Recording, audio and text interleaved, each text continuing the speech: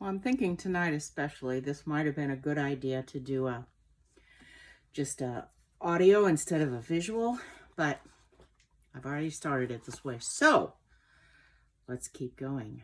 Chapter 7 of Black Beauty. Merrylegs.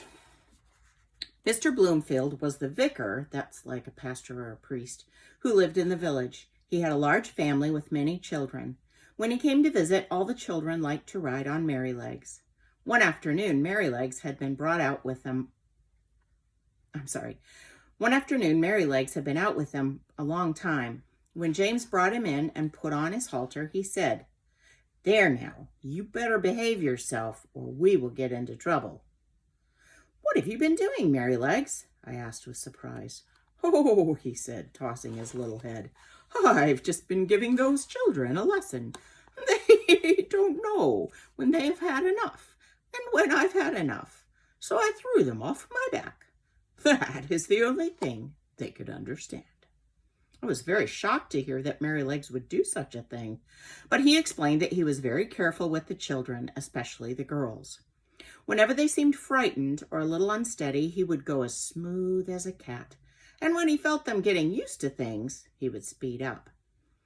But this time, after he'd been ridden for over 2 hours, the boys wanted to ride some more. They cut whips out of hazel sticks and hit him a little too hard.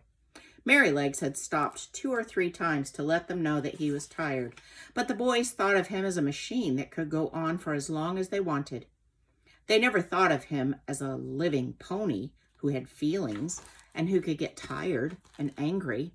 So when the boy who was riding him began to whip him on the legs, Merrylegs just lifted up his hind legs and let the boy slip off. Merrylegs truly loved children, but he thought he had to teach these boys a lesson.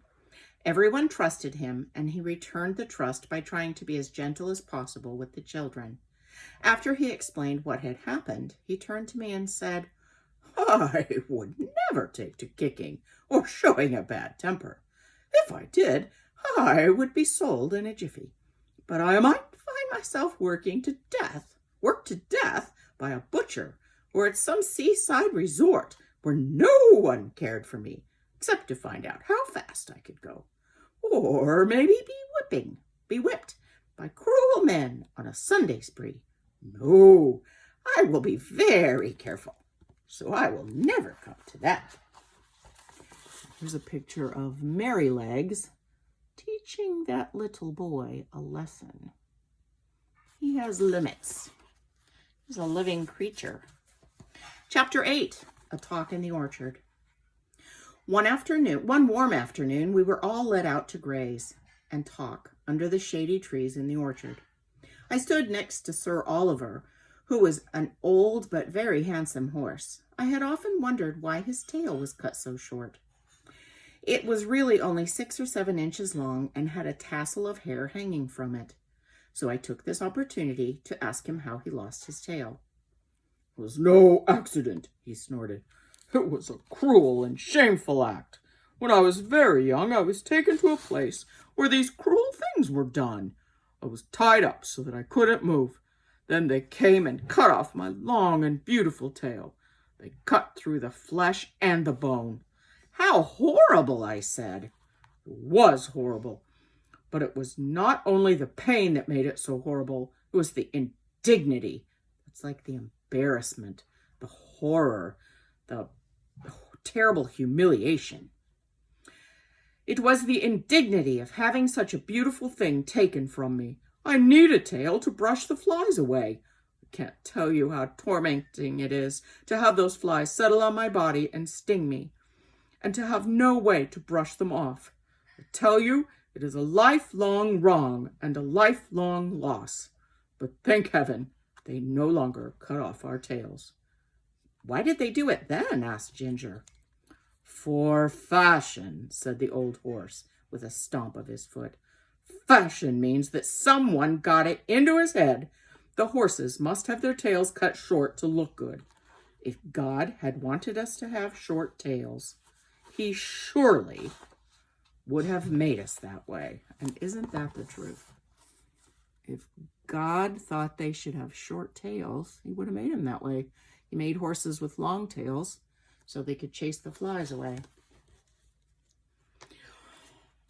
And I suppose it is fashion that makes them strap our heads with those horrid bits that I was tortured with in the city, said Ginger. Oops, that was the wrong voice. That was Ginger. Of course it is, answered Sir Oliver. The whole idea of fashion is one of the most wicked things that people ever thought up. For example, look what they do to dogs. They cut off their tail and pin back their ears because they think it makes them look cute. I had a wonderful friend once, a brown terrier. Her name was Skye. She liked me so much that she used to sleep in my stall. She had a litter of 5 pretty little puppies. She loved them so. One day a man came and took them all away. In the evening, poor Skye brought them back again, one by one, in her mouth. They were not happy little puppies. They were bleeding and crying. They all had had a piece of their tails cut off, and the soft flap on their ears was sheared off as well. How their mother licked them, and how troubled she was, poor thing. I never forgot it. They healed in time, and they forgot the pain, but the nice soft flap that was intended to protect the delicate part of their ears from dust and injury was gone forever. Why don't people cut their own children's ears into points, or cut the ends off their noses to make them look cute? It would make as much sense as what they do to us. Sir Oliver was a gentle old fellow, but all this made him very angry. When he told me this, I got angry too. I felt bitter towards people. I had never felt this way before, but the stories I had heard made me wonder why people could be so cruel. Ginger listened to our conversation and flung up her head and flared her nostrils. She declared that men were both brutes and blockheads. Brutes and blockheads. Who is talking about blockheads? Said Merrylegs, who had just come up from an old apple tree where he'd been rubbing himself against a low branch. Blockhead is a bad word.